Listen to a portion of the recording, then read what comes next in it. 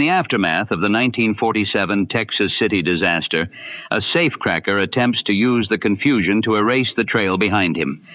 Texas Ranger Jayce Pearson follows the case through an attempted identity switch involving an unidentified body.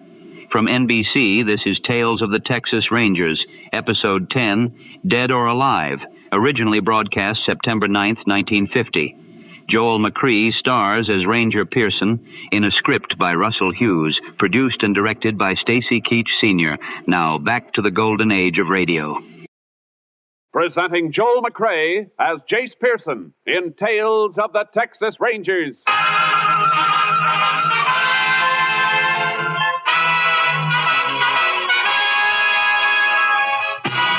Tales of the Texas Rangers, authentic stories from their official files.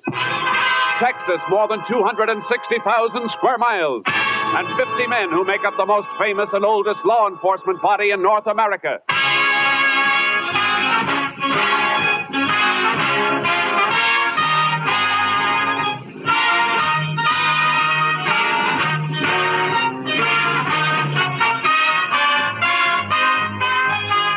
Now, from the files of the Texas Rangers come these stories based on fact.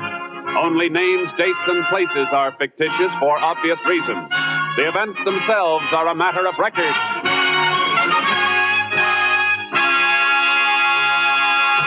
Tonight's transcribed case, Dead or Alive.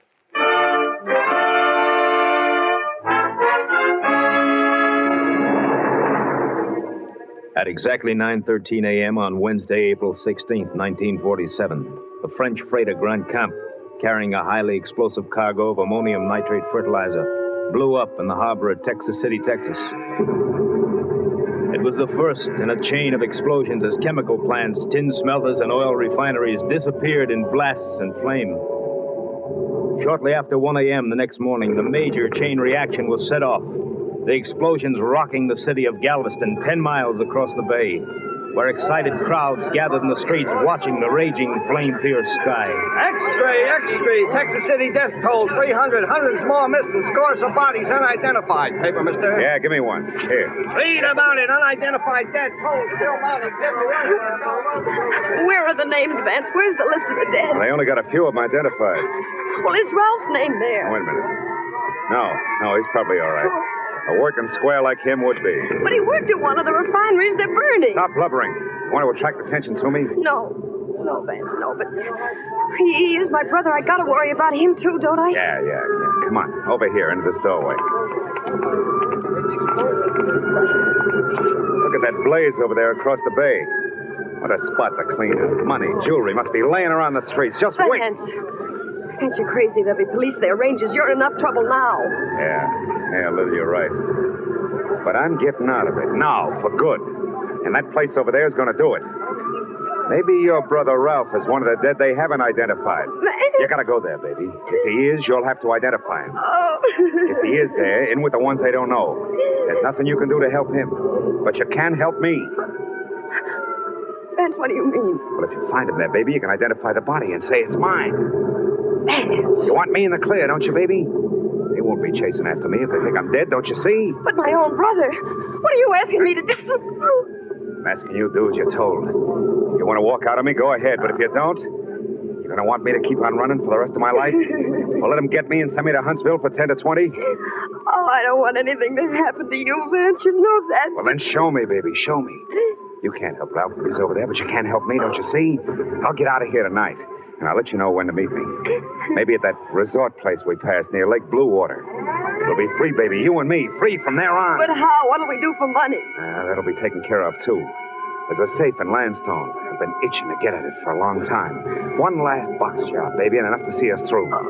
Now, go ahead right now. And remember, if you find your brother, he ain't Ralph Brenner. He's me, Vance Young. And come back, pack up, and stay put till you hear from me. From then on, it's gravy. Nobody ever arrests a dead man.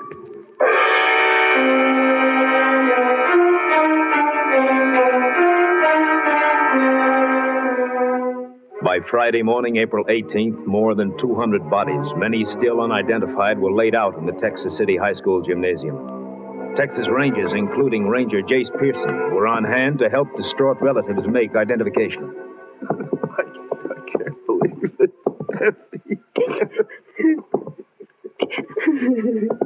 You're sure your husband isn't in any of the other places where bodies are being found?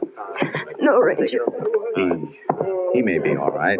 Lots of men have been so busy helping others, he may be one of those. Oh, if only he isn't here. Let's hope he isn't. The embalmers are still working on more bodies over at McGar's garage. It's the only place handy. Keep your hopes up, but don't hope too much for a while. Well, I'll be all right. Might as well start looking through this next row now. They're pretty bad cases. Recognize anything on this one? No.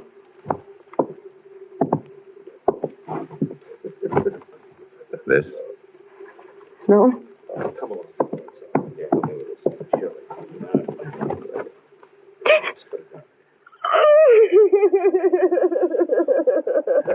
I'm sorry. I'm very sorry, ma'am. Are you sure? That ring on his finger.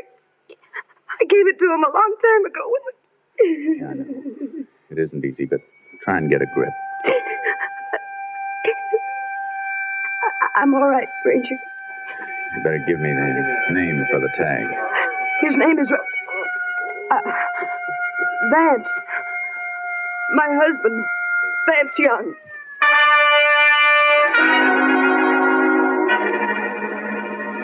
Vance Young. The name burned in my mind like a branding iron. There was no time to ask her, and yet I had to ask. It was part of my job. I waited until we got out into the street. There's some information I have to get from you, Mrs. Young, about your husband. All right. Did he have a criminal record? Yes. Did you know we were looking for him? For a string of safecrackers? How does that matter now? He's dead, isn't he? Yes, I'm sorry, Mrs. Young. You'll find some men at the desks in that building across the way. They'll help you with funeral arrangements. All right. Thank you very much. Vance Young. Jayce! Hey, Jayce! Huh? Oh, hello, Kurtz. Captain Stinson wants us. Where is he? The mobile unit? Let's go. I'll be glad when this assignment is over. I hope we never see another one like it. Yeah, I've helped with 5 identifications today. You stand there with somebody and see their life fall apart because of a freak accident. Woman who just left you, she find somebody? Yeah, her husband. Kurtz, it was Vance Young. Vance Young? The knob knocker? Yeah. Looks like the explosion ended his case for our files. Don't you think we better check the body for prints and marks? He got it too badly. She identified him by a ring. Unidentified bodies give a knob knocker like Young a big chance to disappear. I thought of that, too. Except for one thing. That woman's grief was real. She wasn't faking it. A week passed. A week of horror and nightmares, till the fires in Texas City were controlled and stopped, and men with tight lips and grim courage started to rebuild the ruins. Most of us Rangers went back to regular duty in our regular areas. Then one day, while Bud Kurtz and I had just finished a routine job and were driving back to headquarters, a call came through via shortwave. KTXA to Unit 10. KTXA to Unit 10. Unit 10 to KTXA. Go ahead, KTXA. Unit 10, proceed immediately to Landstone, Texas, Arthur County. Safe of mercantile store burglarized there at 4 a.m. today. Crime reported by owner when store opened at 9:30 a.m. this date. Any lead on responsible subject? Subject unidentified, but known to be one man working alone, according to information given by watchman. Watchman was overpowered, being treated Landstone Emergency Hospital. Units 10 and 6 proceeding to Landstone. We'll keep KTXA informed. Unit 10, 10-4. Assignment authority, Captain Stinson. KTXA Austin. Landstone, about 40 miles, Jayce. Yeah. Knob-knocking job, huh? Yeah. At least, though, there's one safe specialist we can eliminate right from scratch on this one. Who? Vance Young. Oh, yeah, I almost forgot about him. Dead men don't rob safes, do they?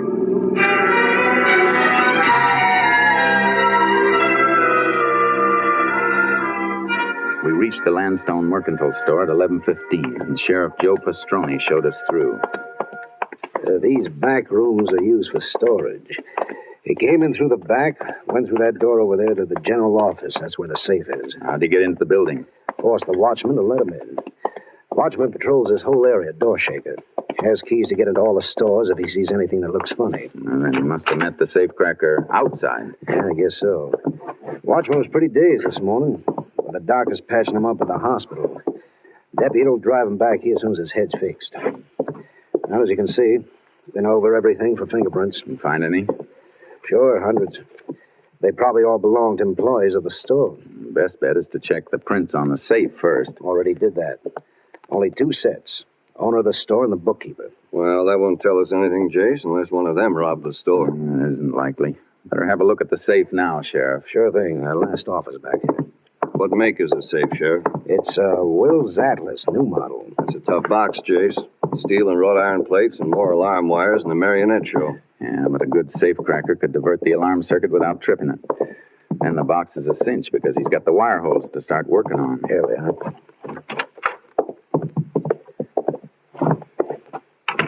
You figured it, Jayce. Backplate blown clean out. Yeah, didn't even have to drill. Small nitro charges in the wire holes, and it was as good as having the combination. Here's where he jumped the alarm circuit. Neat hookup, all right. You take the pictures of all this, Sheriff? Yeah, I can pick up a set at my office if you like. Thanks. Oh, Winky. Howdy, Sheriff. Rangers. I've been waiting for you. This is a watchman. How's your head? Well, aspirin ain't gonna help it any, I'll tell you that. You gonna get the fella? We'll be able to answer that better when the fingerprints are checked. Fingerprints? He ain't gonna find any he left. He was wearing gloves. I figured, Jayce. Yeah. Tell me, Winky, would you recognize the man if you saw him again? Could you pick out his picture? Yeah. If I had his picture took with a sack over his head, I could. That ain't likely. You mean his face was covered? Had a sack over his head, like I told you. Holes for the eyes. He ain't gonna catch him by no fingerprints or pictures. Maybe you ain't gonna catch him at all. Oh, I wouldn't say that, Winky. Sheriff, would you mind going down to your office for prints of the pictures of the scene here? I'd like them sent on to my headquarters for an MO check. Sure. Take care of it right away. What kind of check is an MO check, Ranger? It means modus operandi, Winky. All criminals have definite methods and habits. They're repeated on each job they do. Forms a pattern. Well, there's sure a pattern here, all right, Jayce. Method of entry, where that circuit was jumped, sack mask, nitro charge in the wire holes. Yeah, and it fits 3 men. 3 safecrackers we've followed before. Yeah, there's Bert Larkin. He's still doing time in Folsom for a job he pulled on the coast. Yeah, and the other 2 are Jack Fontaine and Vance Young. Yeah, but Young is dead. That leaves us Fontaine. You mean you know who did it, without nothing to tell you? There's plenty to tell us. The modus operandi can be almost as good as a fingerprint or a signature. I'll be winged. Maybe that fellow's going to pay off for slugging me after all. And for hurting my arm when he grabbed me in the alley there. How'd he grab you? Show me. Go ahead, show me. On you? Well, let's see. He whipped my arm up behind me like this. Then he jabbed a thumb up behind my ear like this. Sure hurts, don't it? Sure does. Well, you can let go now. Judo. Still fits Fontaine, Jayce. Yeah. Or Vance Young. He used it, too, on other jobs. When did he slug you? After he made me open up the back door and let him in. You mean he sneaked up on you before you could draw your gun? Sneaked nothing. That's why I didn't get onto him at first. Heard him come walking through the alley toward me like he's taking a shortcut. You heard him? Yeah, it was dark, so I didn't see the mask until I lit a match. He asked for a light, see? Then he grabbed me. And he got me inside here and beat on me and kicked me. Jayce, that doesn't sound like Fontaine. It wasn't Fontaine. He always sneaked a watchman from behind, and they never heard him. He always wore sneakers. Well, then who? Vance Young. That match trick is Vance Young's. But Young is dead. Maybe yes, maybe no. But I know one thing. I'm going to find out.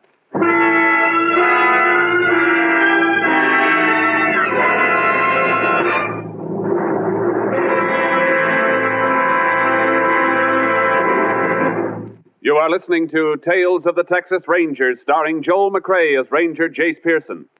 And now, we continue with tonight's case, Dead or Alive, an authentic story from the files of the Texas Rangers.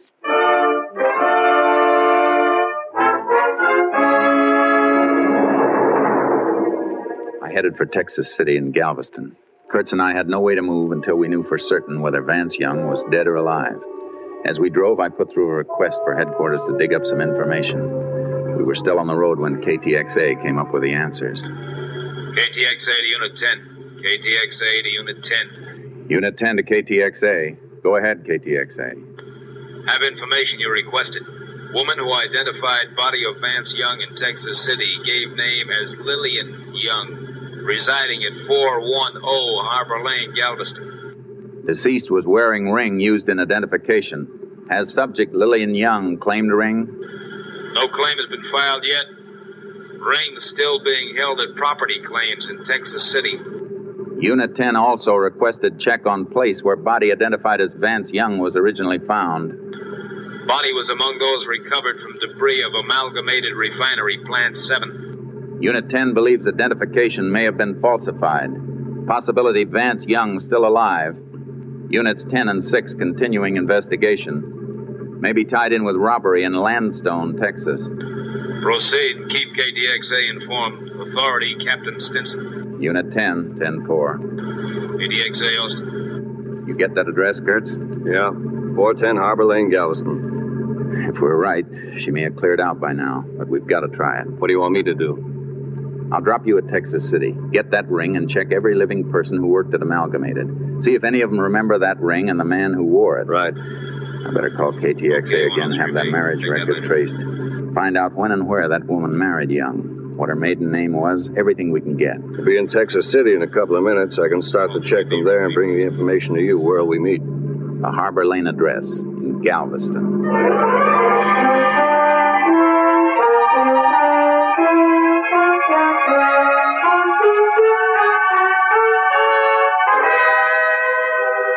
I found the rooming house Lillian and Vance Young had lived in, but I was too late.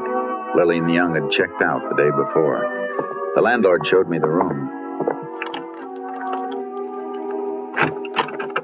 They lived here 5-6 months, all told. You get to know the husband very well? I tell you the truth, Ranger, I hardly ever saw him. Only time he ever left the place was at night. His wife said his eyes got hurt in the war or something. The sunlight bothered him. When did you see him last? When they moved out? No, he wasn't with her then. Last I saw him was, he went out about a week ago. Night of the big blast over at Texas City. Cracked the wall plaster here. Are you sure you didn't see him after that? Oh, I'm positive. I don't think he ever did come back. Didn't even hear no talking from the room. Just her. Crying an awful lot. I see. She decided to leave kind of sudden? Oh, like a jackrabbit hearing a hound dog. Left for work yesterday morning, came steaming back about an hour later. Give me the keys, pack up, and left. Came back from work. You know where she worked? Yeah. She was a waitress. The Bayshore Diner. Bayshore Diner. Thanks.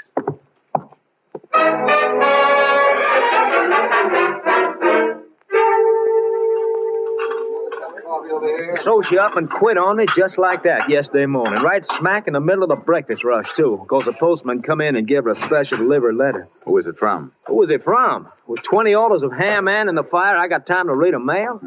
All I know is she leaves me the serving, the dishes, and the cleaning and everything. Stop beefing, Chuck. That little old gal had trouble. Yeah, you should talk. All you got to do is drive one cab. You don't have the serving and the dishes and the cleaning and everything. Why don't you find yourself a little old chaplain to hear your troubles and give me some coffee? Come on. Okay.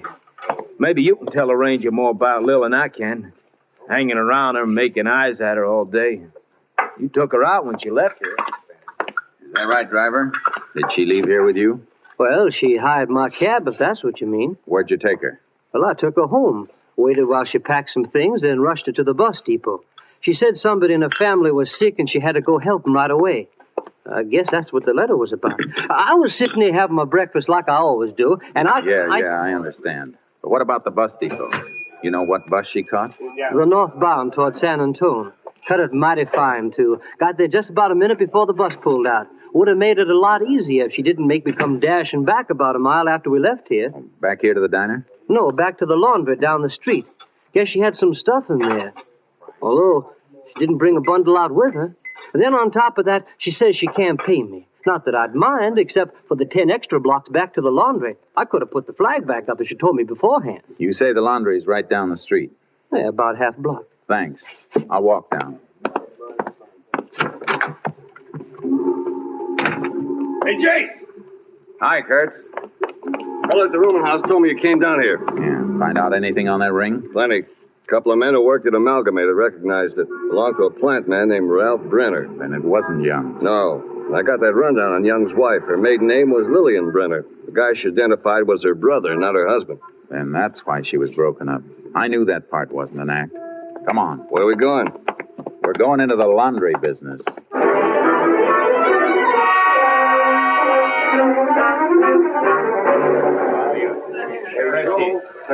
Yeah, she was real upset because the things wasn't ready, but you know how it was, Ranger. We was almost 10 days behind because of Texas City.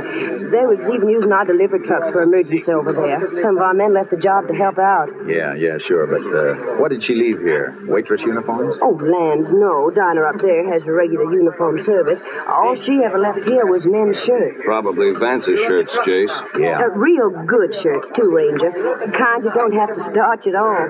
And real fancy colors, too. Dude wouldn't want to be found dead in some of them. Did she say she'd be back to pick them up? Oh, no. She asked me to send them to her, COD. Said she needed the money she had on her for traveling. Shirts like that, you'd think her and her man was living off the top of the hog, but... Sure, but did she give you an address? Oh, yeah, I got it right here in this book. Right here. She wrote it down herself. General delivery, Lake Bluewater. The shirts are ready now. I'm going to mail them out tonight when I leave. We'll save you the trouble. Wrap them up, and we'll deliver them for you.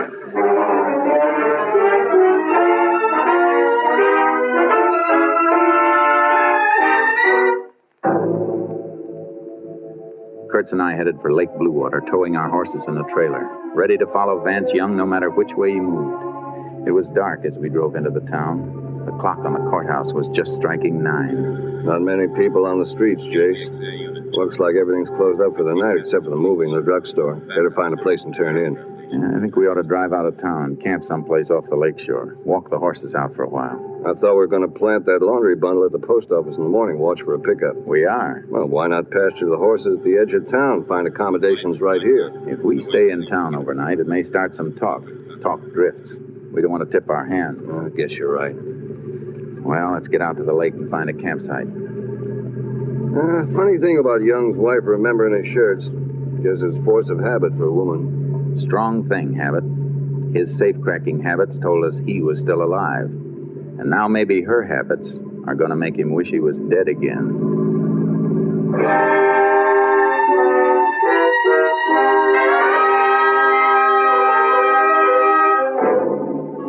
We took the road for the lake, past the summer cottages skirting the shore on one side of it. Then as we rounded a curve and passed a house and a group of resort cabins, I spotted something. Hey, Jayce, what's the matter? I saw something. Wait till I back up. Headlights picked it up as we came around this curve. There. Look at those. All I see is the back of a few cabins, some wash on the line. Look at those 2 shirts on the end of the line. Look like a couple of rainbows, even in this light. Hey. That's the kind of color scheme Vance Young goes in for.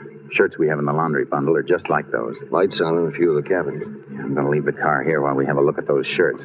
Horse trailer will make too much of a racket if we drive in. Yeah, no chance of being taken for tourists with that on the back. Better cut the motor and douse the headlights. Yeah. What was the laundry mark on those shirts we've got? 410 mark. That was the number of their house in Galveston. Come on. Let's see if we can find it on that line. And close the car doors easy. Right.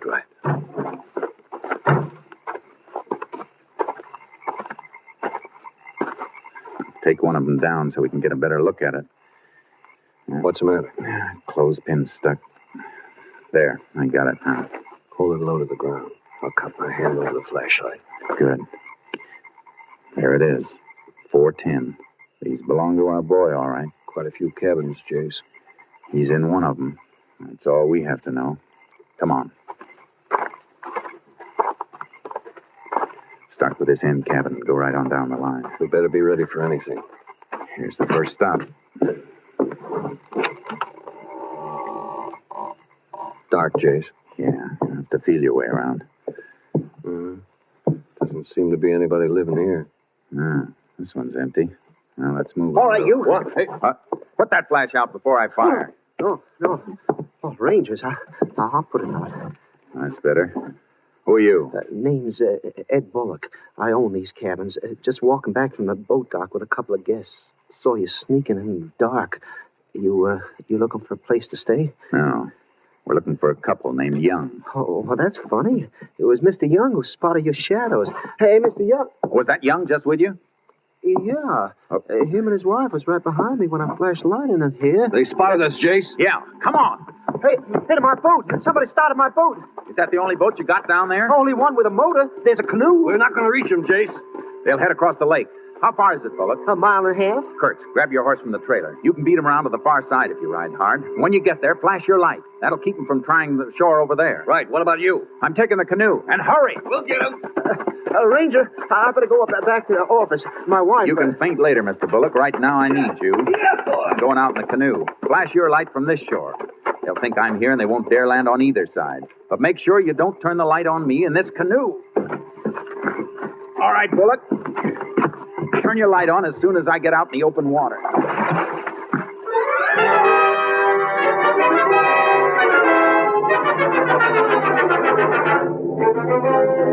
I paddled the canoe toward the center of the lake. Kurtz beat the Youngs around to the opposite shore, and I could still hear their motor when I saw the beam of Kurt's light. The Youngs saw it, too. The beam wasn't strong enough to reach them. I heard the boat in a turn, and the motor came back toward me for a moment. Then it went dead on the dark water.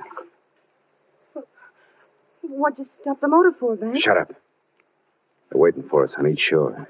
But their lights don't reach us. Thanks, we gotta get out of Will here. you shut up and let me think? There's a little wind. The boat will drift to the far end of the lake. But that's so slow. Well, what do you want me to do? I can't swim like you can. Why can't you use the oars? Because the oarlock squeaks, stupid. They'd hear him. Yeah, there's only two of them. They can't cover the whole shore. Gee, Vance, it's so dark. And Hey, I hear something. What? Something in the water. You're crazy. Can't you see the lights on the shore? Well, Vance, I do hear something. I see it. It's a canoe. What? Don't move, Young. I'm coming into your boat. What, you? I'll brain you with the sword. Look out! Help! Help! Let go of me. Let go! No. Hey, have you got him? He can't swim. Where he's going, it won't matter. Grab onto the canoe and kick for shore. I got a nice dry shirt waiting for him.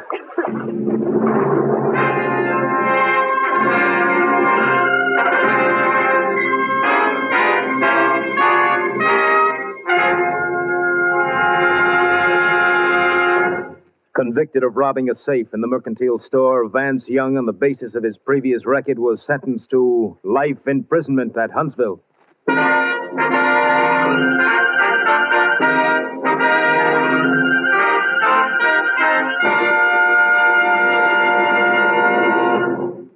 This is Joel McCrea.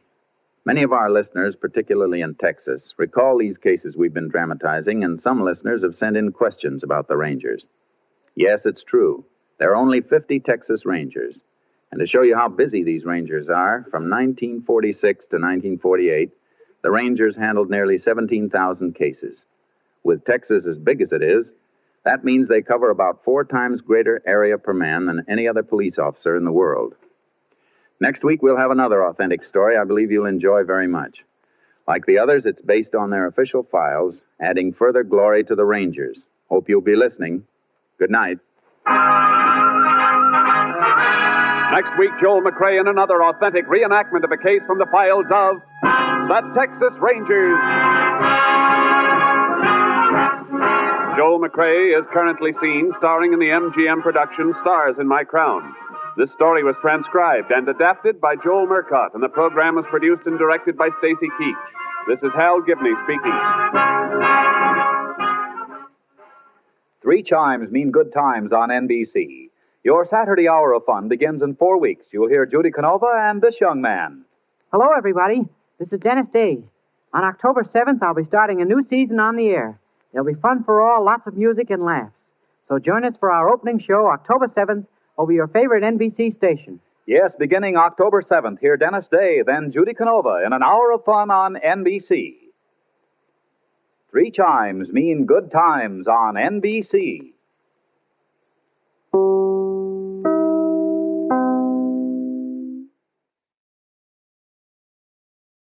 That brings us to the close of Tales of the Texas Rangers, Dead or Alive.